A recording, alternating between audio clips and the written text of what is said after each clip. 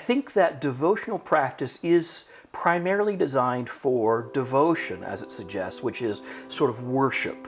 And so putting yourself in a space to adore and be enlivened by the divine.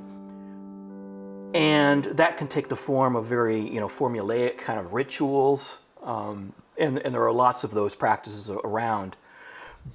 But those could also be contemplative practices.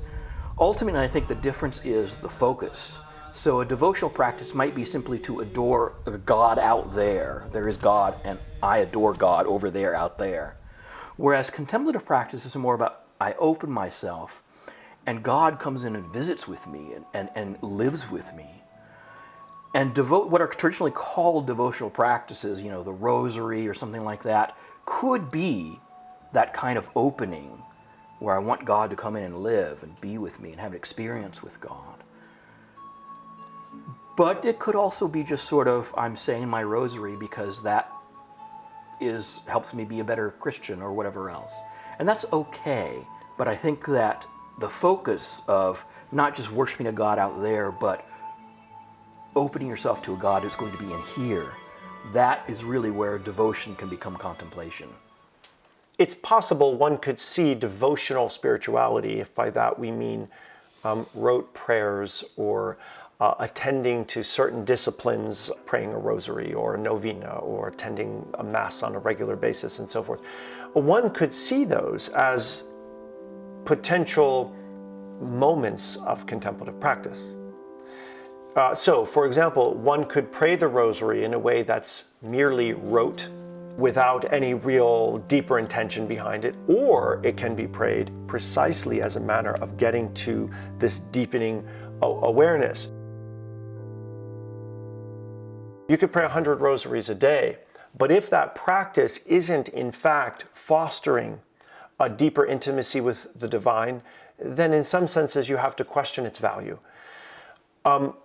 So devotional practice is in some sense besides the point, because one could say, well, my devotional practice is praying the rosary, and in and through that really be practicing a deep contemplative practice, a real intuitive movement into that awareness of practicing the remembrance of the presence of God, for example. One could also say, well, I do that when I'm washing the dishes. In a sense, washing the dishes and the rosary become incidental to what it is that the intention is striving for beneath both of them. So while there are time-honored religious devotions that we could see as having a certain centrality in a particular tradition because of its history, because of its meaning in the culture of the religion, in some senses it is as incidental as anything else we might do, provided that we're doing that thing with the intention of the deeper experience. If it's something that you're looking for outside of yourself, that's a big difference than being with something that's already in you. So that would be the biggest difference between devotion outside and contemplative inside. That being said, I have to say, I remember in the 80s studying in Mexico, and I lived with a Mexican family to learn some Spanish. And I knew that the Mexican people have this great devotion to Our Lady of Guadalupe. It's a devotion. And I remember having this conversation with this man, the head of the house, and I said, how do you feel about Our Lady of Guadalupe? And he looked at me with tears in his eyes. He said,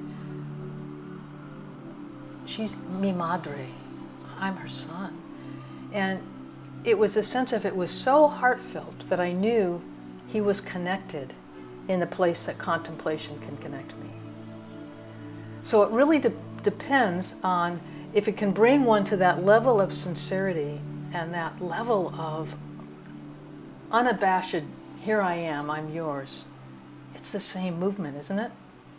Yeah, so part of the devotional part is where people are, particularly if they come from a theistic kind of background, the Abrahamic traditions, for example, that these practices tend to be devotional. And so there's devotion to God, however you define or understand God, and whatever you call God.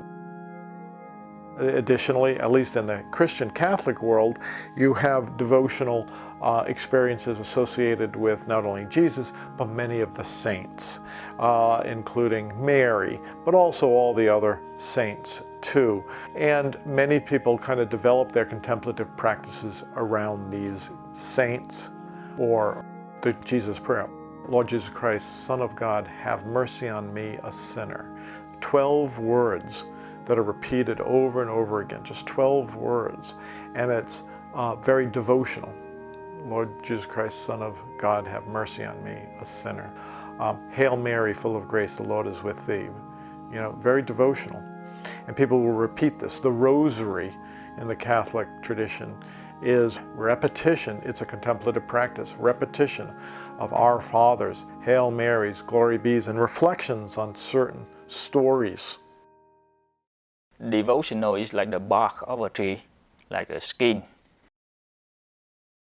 And while spiritual practice is more central. But a tree needs a bark, a skin. Usually we have rituals, we have devotion, we have worship. Then we go to the main practice. So for example, when we bow to a statue or we burn some incense, we should be quiet. So the quietness is the ground for the practice of contemplation in order to reach to higher level of spiritual achievement.